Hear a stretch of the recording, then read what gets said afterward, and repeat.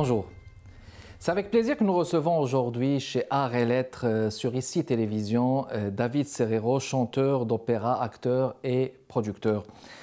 David est un artiste de scène internationale. Il a déjà donné près de 2500 concerts et performances à travers le monde dans plus de 45 pays. Il a joué dans plus de 100 films et séries TV, enregistré plus de 50 albums et interprété plus de 50 premiers rôles, titres en plusieurs langues, sur scène dans l'opéra, le théâtre et la comédie musicale. Ces concerts et spectacles diffusés sur les chaînes TV du monde entier totalisent une audience de plus de 30 millions de téléspectateurs et sur les radios à peu près de 18 millions d'auditeurs. En 2017, David Serero fait son entrée dans le prestigieux Ouzou, édition américaine pour accomplissement exceptionnel dans le monde du divertissement ainsi que pour sa contribution au bien-être de la société contemporaine. En 2019, il reçoit le Albert Nelson Marquis Lifetime Achievement Award. Le trophée de la culture du Maroc, le Music Day Award, est nommé l'un des 15 Marocains les plus influents du Maroc par la Royal Air Maroc.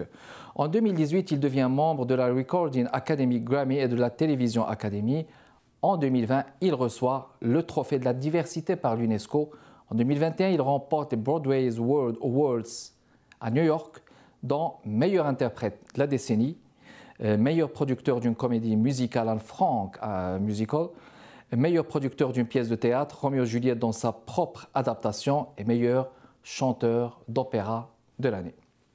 Le maire de New York, Bill de Blasio, lui a remis récemment le certificat de reconnaissance de la ville de New York pour sa contribution au paysage culturel de New York, d'avoir enrichi le secteur des arts de la scène, élevé et inspiré divers New-Yorkais. Il reçoit l'award de meilleur arrangeur et producteur de Palm Beach International Music Awards.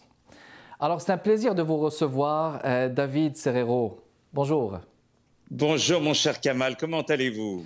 Ça va, merci. Écoute, c'est un honneur de vous recevoir. Je me rappelle de cette dernière scène.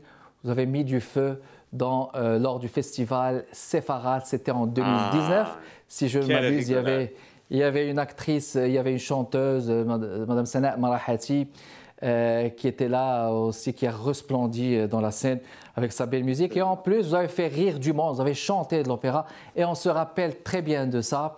Alors, cette magnifique fusion, justement, entre le chant et la scène, le théâtre, dans lequel vous excellez.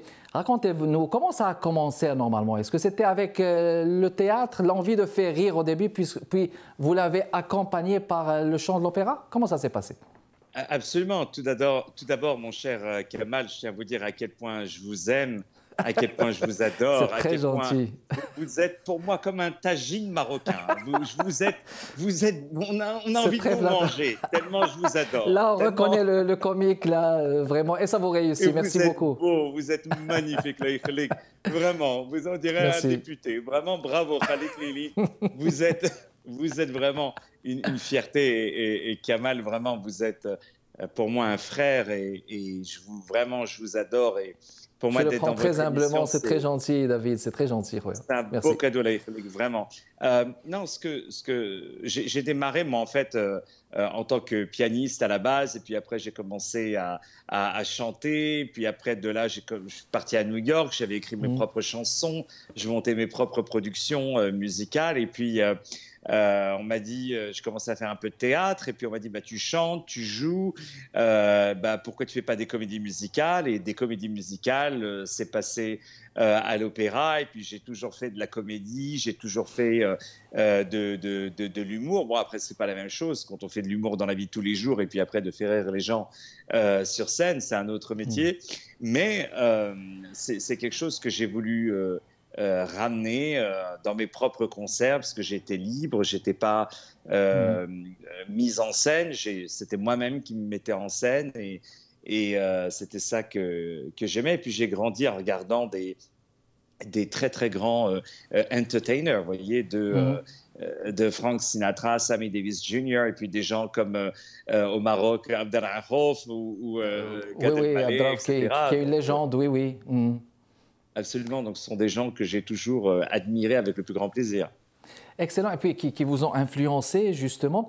Vous êtes un artiste des scènes internationales et chanteur d'opéra. Quand on parle d'opéra, quand on entend ce mot, on entend automatiquement dans l'esprit des mots comme baryton ou soprano. Hein. Mais ce n'est pas évident. J'imagine qu'il faut avoir des qualités pour être chanteur d'opéra. Quelles sont ces qualités, justement, David? En fait, contrairement à ce qu'on croit, il ne faut pas être né avec une grande voix, etc. C'est vraiment beaucoup de travail. En tout cas, dans mon cas, c'est que j'ai dû vraiment travailler très, très, très, très dur parce que j'avais pas... En fait, la plus grande qualité que j'ai eue, c'est que j'ai toujours été un bosseur.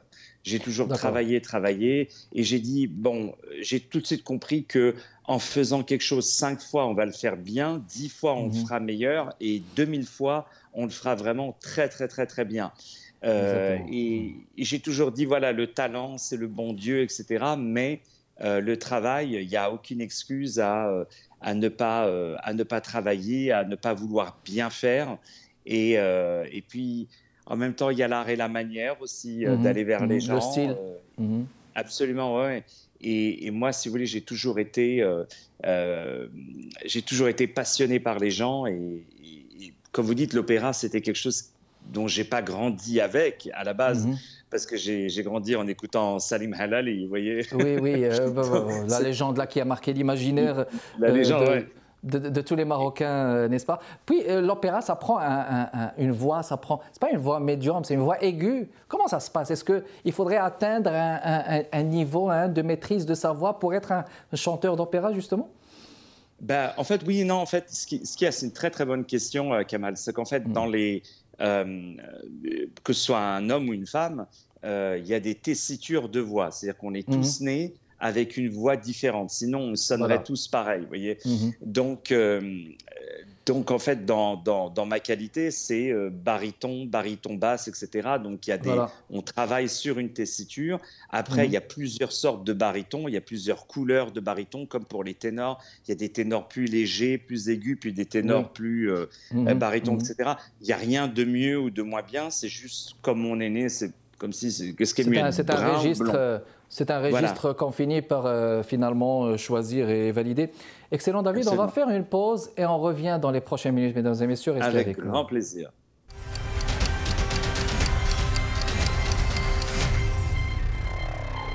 On est de retour avec vous, mesdames et messieurs, dans le cadre de Art et Lettres chez ICI Télévision. David Serrero, c'est notre invité d'aujourd'hui, artiste polyvalent, chanteur d'opéra, artiste producteur, artiste des scènes internationales. Bon, alors il a été aussi acteur de cinéma, il a figuré dans beaucoup de choses. C'est un monsieur de la scène qui est très présent et comme vous avez dû le remarquer, mesdames et messieurs, j'ai commencé par ce souvenir qui m'a marqué justement lors du Festival Sepharad où David Serrero était une révélation pour moi. Un grand bonhomme qui a su défrayer la chronique. Et puis, je me suis dit, il faut qu'on en parle et il faut qu'on continue justement de parler de ces, n'est-ce pas, de ces awards que vous avez eus. Il y en a eu beaucoup, comme vous avez dû le remarquer. J'ai pris le temps de les énumérer. En 2017, Merci. Vous faites votre entrée, David, dans le prestigieux Who's Who, une édition américaine pour accomplissement exceptionnel dans le monde du divertissement ainsi que pour votre contribution au bien-être de la société contemporaine. Quand je lis quelque chose comme ça, au bien-être de la société contemporaine, c'est-à-dire les gens stressés, là, vous êtes une cure, une thérapie pour eux. Non, pas autant que vous. Pas autant que non, mais vous êtes vraiment... je vous en prie. Moi, je suis la version low cost de vous. Vous êtes le grand... Moi, je suis la version low cost. Ah, mais je vous en prie. Je voulais juste enchaîner à propos de la question, justement dans le monde du divertissement. Voulez-vous nous parler de cette édition américaine du Who's Who? Est-ce que c'est juste le théâtre ou donnez-nous juste plus de détails, s'il vous plaît. Absolument. Who's Who, il y a aussi le Who's Who en France, d'ailleurs, où je viens de faire mon entrée aussi, je crois, il y a 2 mois, 1 mois, je ne sais plus. Et en fait, c'est comme une encyclopédie en fait, de personnalités qui ont marqué leur leur propre secteur, donc, médecins, chercheurs, etc., hommes politiques, etc. Donc, pour moi, de rentrer en tant que chanteur d'opéra, parce que j'ai un peu changé la façon dont on faisait les récitals, dont on approchait, dont on faisait les concerts, etc. C'était très fermé. Il y a une quinzaine d'années, les récitals d'opéra, vous savez, on n'avait même pas le droit d'applaudir. Et moi, je suis arrivé avec de la comédie, avec ma C'est une belle entrée en jeu, justement. Oui. Complètement. Donc, ils ne connaissaient pas trop ça. Donc, c'est vrai, c'était un choc au début. Mais les mentalités ont évolué en même temps que mes spectacles ont évolué aussi. Excellent. Et puis, justement, vous recevez en 2019 le Albert Nelson Marquis Lifetime Achievement Award, puis un trophée de la culture du Maroc, vos racines, hein, n'est-ce pas? Et puis, vous êtes nommé l'un des 15 Marocains les plus influents du Maroc par la Royal Air Maroc. Et il semble que vous portez le Maroc dans vos bagages. Est-ce que c'est bien le cas? Ah, dans mes bagages, dans mon cœur, dans mon âme. Et le Maroc, bien sûr, est très, très important. Et puis, je suis tellement content d'être sur votre émission parce que ça me permet de dire à toute cette diaspora marocaine qu'il y a au Québec, à Montréal, au Canada, etc., à quel point c'est formidable la belle image qu'ils donnent de ce si beau pays au Canada où il neige, il fait moins 40 degrés et ils apportent là-bas le soleil et cette si belle image des Marocains. Et vraiment, je leur en suis vraiment très reconnaissant et il me tarde de retrouver ce public marocain de Montréal. Excellent. Alors, David, vous avez reçu en 2021, là, c'est la plus récente, là, c'est le 4 Broadway World Awards de New York, meilleur interprète de la décennie. Là, on parle de 10 années, là. Meilleur producteur de comédie musicale en France, puis les autres là que je viens de citer, et puis meilleur chanteur d'opéra de l'année. Il paraît que vous avez détrôné alors tous les acteurs et tous les artistes là, de manière définitive. Non, mais en plus, c'est très rare qu'il y a un interprète qui soit aussi dans une catégorie en tant que producteur, et qui produise une comédie musicale et qui produise une pièce de théâtre. Donc, c'est très, très rare. Même, c'était de la décennie, même si je dois dire que c'était surtout les 5-6 dernières années sur lesquelles les nominations se sont faites. Mais quand même, pour moi, qui est arrivé à New York, à Broadway avec rien et qui est parti frapper aux portes et qui a monté un peu ma propre signature, c'est pour moi une récompense énorme, surtout que les votes se sont basés par les membres de l'industrie, les gens du métier, par la presse, par le public, etc. Donc, c'est par les professionnels. Donc, c'est pour moi, ça récompense beaucoup de travail, beaucoup de sacrifices. Quand on fermait la porte, je passais par la fenêtre. Donc, il a fallu aussi m'imposer. Et c'est ça, vraiment, je suis plus heureux aujourd'hui. Mais justement, ça prend du temps, hein, n'est-ce pas?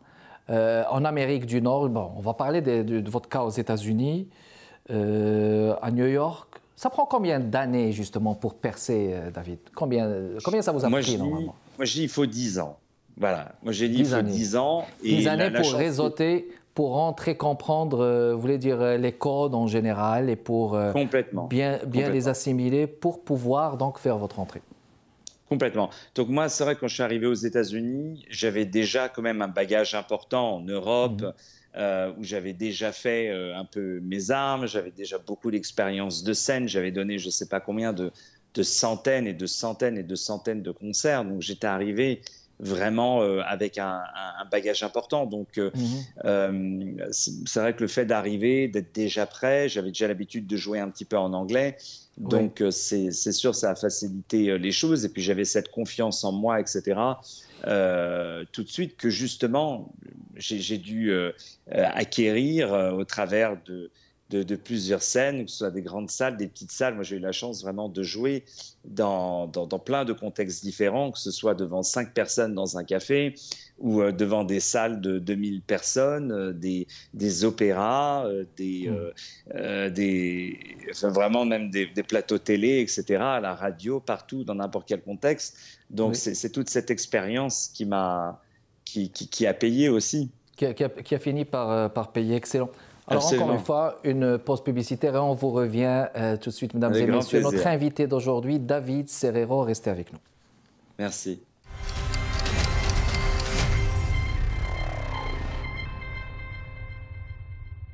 On est de retour avec vous, mesdames et messieurs. Kamal Benkiran avec vous. Mon invité, David Serrero. Je continue l'entrevue. Avec lui, on parlait justement de ces awards qu'il vient d'avoir et donc de gagner, ce qui est tout à son honneur. Maintenant, bon, David, comment faites-vous avec la pandémie, avec le Covid? Comment fonctionnent les projets? Comment est-ce que vous êtes adapté de votre côté à ça, justement, pour ce qui a trait à vos projets?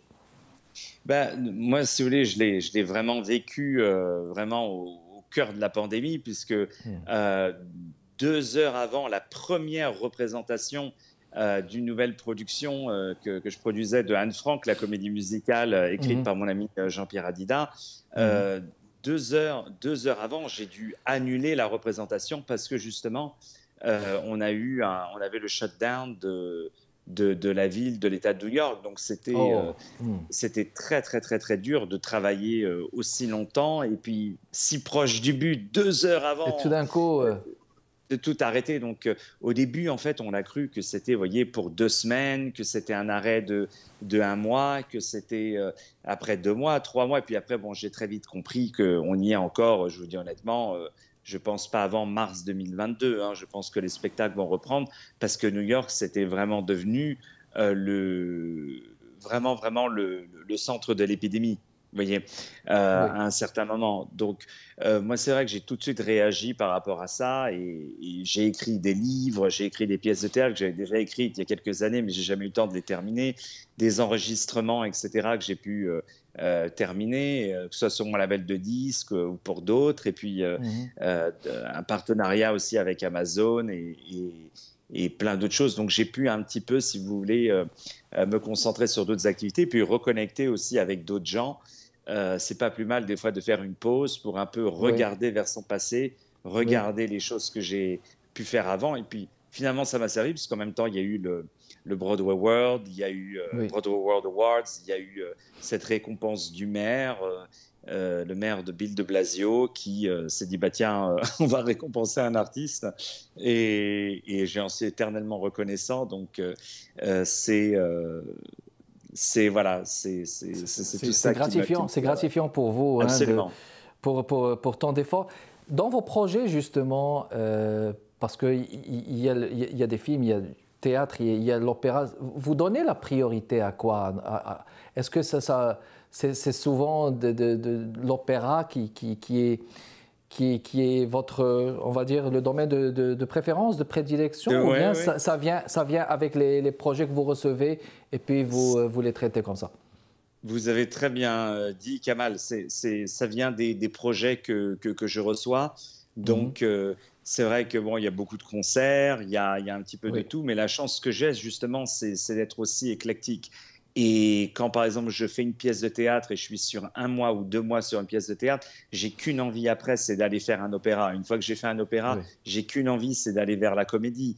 C'est cette chance que j'ai d'avoir sur une saison pratiquement un projet de chacun de mes domaines de C'est prédilection, et il y ça, en a beaucoup. en faisant un Donc, équilibre, d'accord. un équilibre, absolument. Mm. Et c'est ça qui est superbe. Et en fait, ça a des avantages puisque ça me permet de retrouver une fraîcheur dans Mhm. chacun des styles que je reprends à chaque fois. Mais mon domaine de prédilection, Kamal, c'est de regarder votre émission, qui est l'une de mes émissions préférées. Oui, Ça fait c'est ça plaisir, mon ça fait domaine de plaisir. prédilection. C'est un encouragement. Merci beaucoup, David. On Merci à va vous, rester Kamal. juste faire la nuance là, une petite comparaison avec l'opéra, le chant de l'opéra. J'imagine qu'on entend. On entend beaucoup parler de l'opéra, par exemple, Pavarotti hein, en Italie ou aux États-Unis. Peut-être bien qu'on est moins informé, ça se peut. Mais pouvez-vous faire une comparaison? Comment trouvez-vous, par exemple, le domaine du chant ou de l'opéra plus spécifiquement aux États-Unis comparativement à l'Europe? On parle du chant d'opéra en Amérique du Nord. Pouvez-vous faire une comparaison? Absolument. Donc, il fut un temps où les chanteurs américains d'Amérique du Nord devaient aller en Europe pour se former et prendre une expérience et après revenir aux États-Unis. Donc, tout ça, maintenant, c'est terminé. Ils peuvent maintenant aux États-Unis se former aussi bien qu'en Europe et faire une carrière qu'aux États-Unis, sans même sortir de l'Europe. Ce qui est bien aux États-Unis, c'est qu'il y a beaucoup de troupes, entre guillemets, amateurs, de troupes qui donnent la chance à des jeunes artistes. Et ça, moi, par exemple, quand je monte des opéras, je donne aussi la priorité à des jeunes artistes que j'engage, bien sûr, pour leur qualité vocale irréprochable, mais aussi pour leur personnalité que j'essaye de faire resplendir dans la mise en scène et dans la façon avec laquelle j'approche un opéra. Mais il y a aussi le public qui rend l'opéra aussi accessible. Il y a Moi, j'étais passionné de voir quand j'ai démarré l'opéra, que j'avais, je sais pas, 21, 22 ans, des filles de mon âge, de 21, 22 ans à l'époque, qui me disaient « Tiens, je vais à l'opéra ». Alors qu'en France, j'avais cette image de l'opéra, genre 60 ans, 70 ans, etc. Oui, Donc, déjà âgé. Voilà, donc il y a un côté un petit peu plus glamour, même si grâce à YouTube, grâce aux médias, grâce aux réseaux sociaux, on a un accès à l'opéra qui est beaucoup plus, je dirais, ouvert qu'il l'était il y a 10 ans ou 20 ans même. Excellent, parfait. David, vous savez que l'émission elle est regardée par beaucoup de communautés, surtout les Marocains du Canada nous suivent.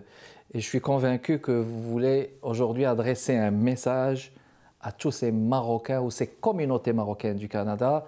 Quel est le message que vous voulez leur adresser aujourd'hui? Eh bien, je vais leur dire Tam sama alaikum kulkum à tous les Marocains, que je tiens à vous dire que vous brillez dans mon cœur. Vous pouvez être très, très, très, très fiers de ce que vous êtes, de ce que vous faites.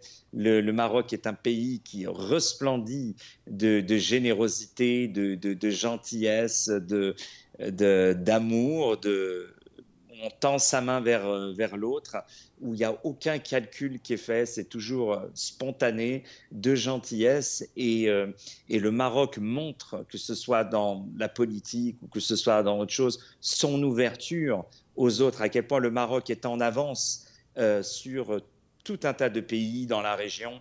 Et je tiens à leur dire que c'est aussi grâce aux Marocains qui sont au Canada, aux Marocains qui sont aux États-Unis, aux Marocains qui sont dans toute la diaspora du monde entier, là où ils vont, ils réussissent et ils construisent et ils peuvent être très très fiers de ce qu'ils sont. En tout cas, moi je suis énormément fier d'eux.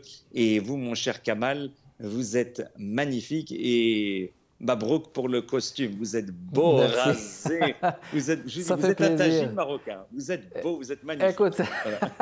Ça fait plaisir, David. Écoute, c'est tout le temps qu'on avait. On aurait aimé passer avec vous des heures peut-être à jaser, à discuter, comme on dit en bon québécois ici. Merci beaucoup d'avoir été avec nous chez Art et Lettres, ici, télévision. David Serero, mesdames et messieurs, merci beaucoup de votre continué d'intérêt, mesdames et messieurs.